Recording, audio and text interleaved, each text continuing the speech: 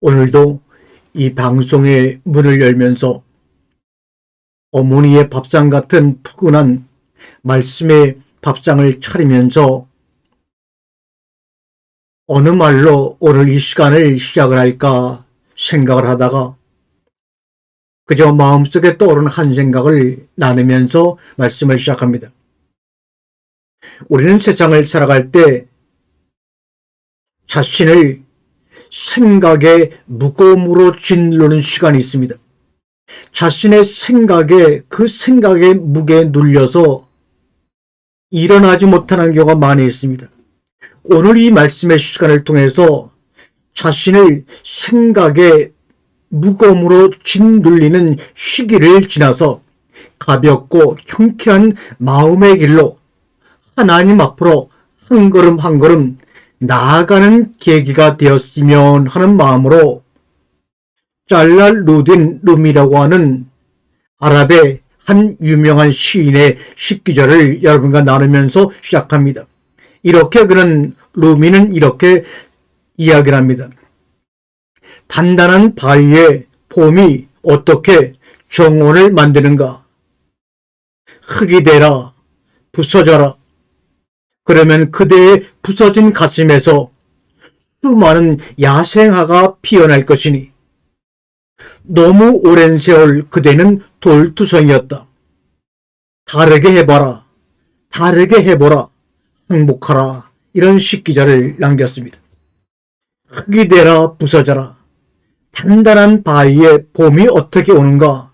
어떻게 정원이 만들어지는가? 흙이 되라 부서져라. 행복하라. 이렇게 말합니다. 우리는 살면서 때로는 온 존재가 부서지는 경험을 통해 자신이 비로소 누구라는 생각을 내려놓을 때 우리는 비로소 진정한 자신이 될 수 있고 온 우주 전체와 하나가 될 수 있습니다. 나는 불행한 인간이 아닙니다. 단지 불행한 순간이 있을 뿐입니다. 여러분과 저는 우는 인간이 아닙니다. 단지 우는 순간, 웃는 순간이 교체할 뿐입니다. 사람들은 너나 나나 할 것 없이 죽는 것을 원하지 않습니다. 죽으면 더 이상 불평할 수 없기 때문이다라는 말에 나는 동의합니다. 왜 사람들이 죽는 것을 원하지 않을까? 죽으면 더 이상 불평할 수 없기 때문이다. 아주 우스운 말 같으면서도 의미심장한 말입니다. 긍정적인 감정은 우리 인간의 자아 내에서 간단히 처리되는 반면에 부정적인 감정은 우우 내에서 훨씬 많은 분석과 사고 과정을 거친다고 뇌신경학자들은 이야기하고 있습니다. 그래서 우리는 행복한 감정보다 불쾌한 감정과 사건을 묘사할 때 더욱더 논리적이고 강한 말들을 사용한다고 합니다. 그리고 그렇게 발달한 우뇌는 부정적인 것을 발견하는 일이 점차 습관이 되어버리고 만다고 합니다. 그것이 인간 내 자연스러운 현상이라고 할지라도 우리에게는 인간만에게는 선택권이 있습니다. 바로 어린아이들이 좋아하는 동화가 필요한 순간이 바로 그때입니다. 저는 이 짤막한 한 문장을 좋아합니다. 학자처럼 공부하고 동화의 주인공처럼 살라. 학자처럼 공부하고 동화의 주인공처럼 살라.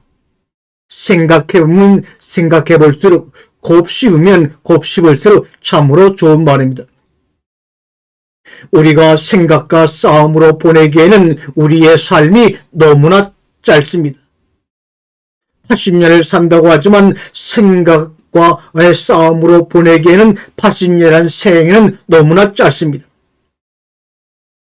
걱정하는 것, 두려워하는 것은 우리에게 주신 하나님의 은혜인 상상력을 잘못 사용하는 것입니다. 사람마다 다른 문제지를 가지고 있다는 것을 깨닫지를 못하고 다른 사람들을 따라하기 때문에 우리는 그 시험에 늘 실패합니다. 시인 데이비드 하이트는 이렇게 말합니다.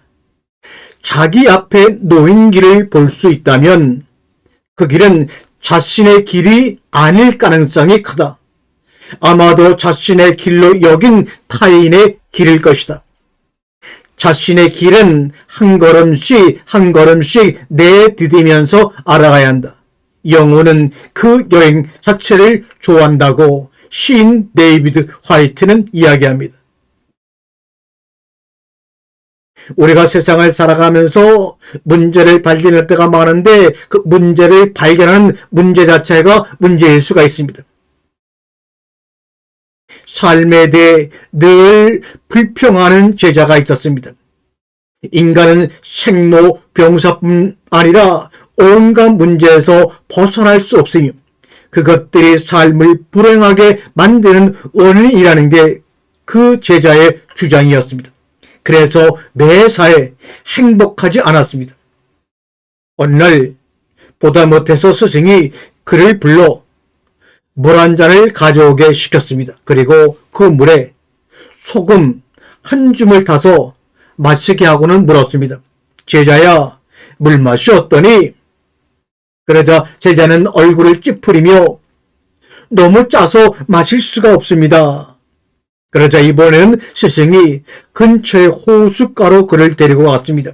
그리고 맑은 호수에 똑같은 소금 한 줌을 뿌리고는 호수의 물을 한 모금 맛보게 했습니다. 물맛이 어떠냐고 묻자 제자는 환한 웃음을 지으며 말했습니다. 아주 시원합니다. 아니, 소금을 넣었는데 짜지 않느냐? 스승의 물음에 제자는 전혀 짜지 않습니다라고 대답합니다. 그러자 스승은 제자의 손을 잡고 그에게 말을 합니다. 이 차이를 알겠는가? 같은 소금 한 줌을 집어넣는데 시원하고 짠 이 차이를 알겠는가? 여러분, 불행의 양은 누구에게나 비슷합니다. 다만 그 불행을 어디에 담는가에 따라서 불행의 크기가 달라지고 짜기도 하고 시원하게 되기도 합니다.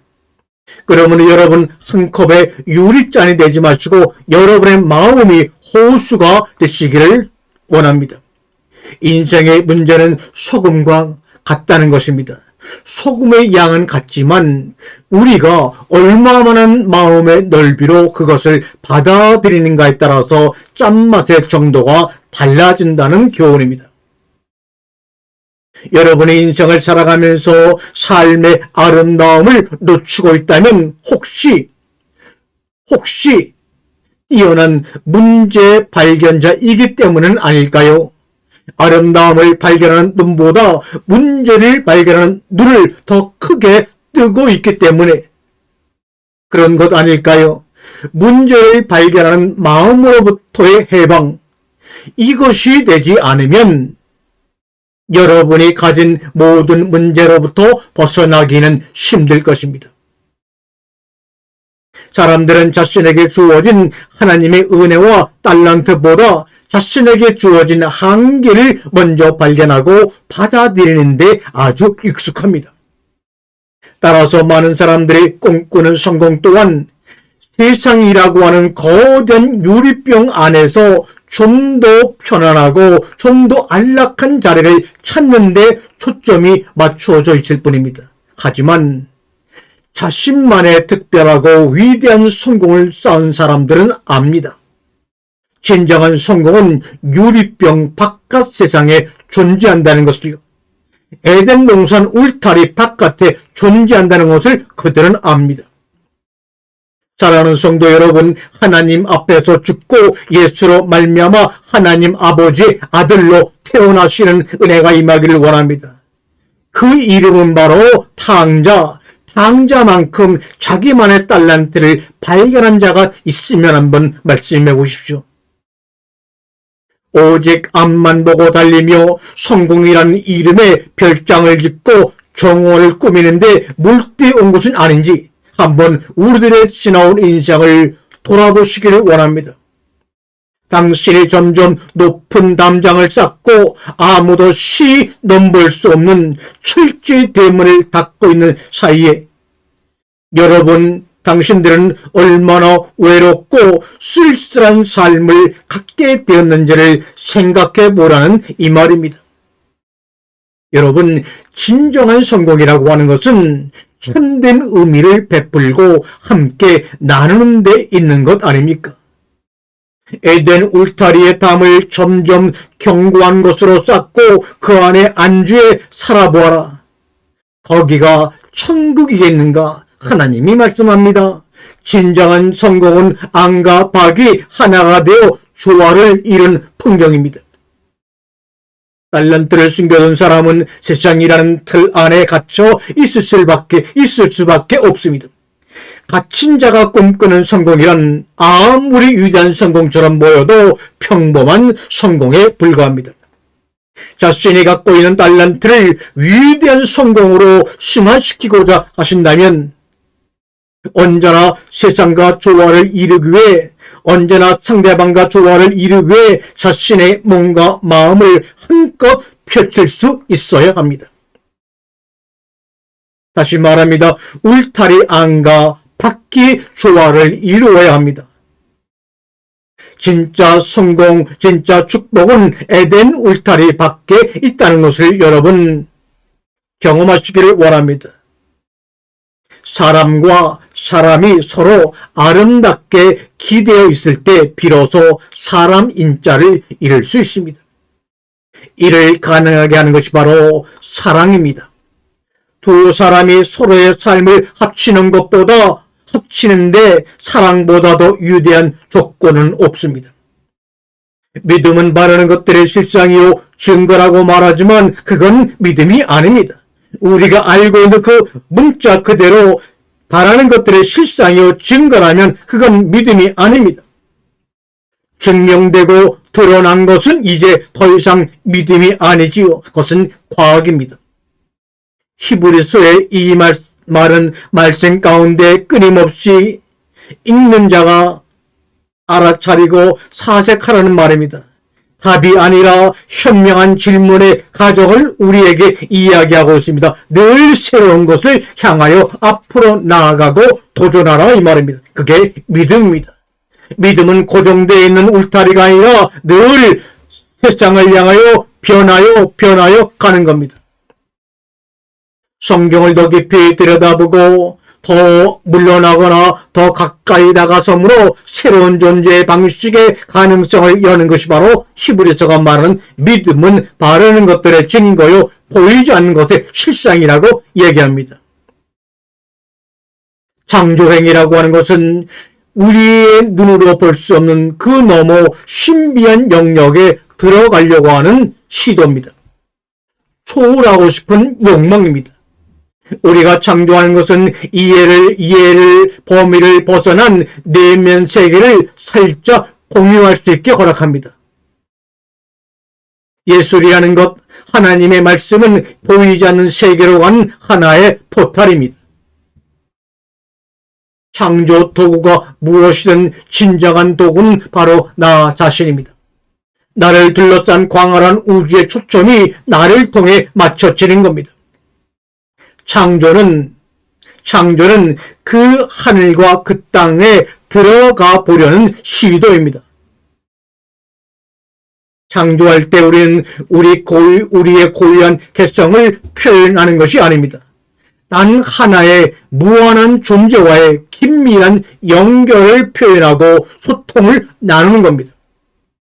하나님 엘에 연결되어 있는 것이 엘로힘 하나님들이라고 창세기 1장 1절에서 말하고 있지요.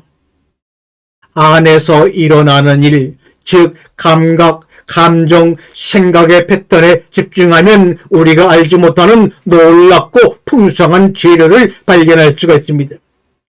우리의 내면 세계는 자연 못지않게 흥미롭고 아름다우며 놀라움으로 가득합니다.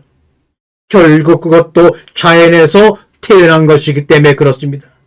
안으로 들어갈 때 우리는 밖에서 일어나는 일을 자연스럽게 처리하게 됩니다. 왜요? 안과 밖은 별개가 아니기 때문입니다.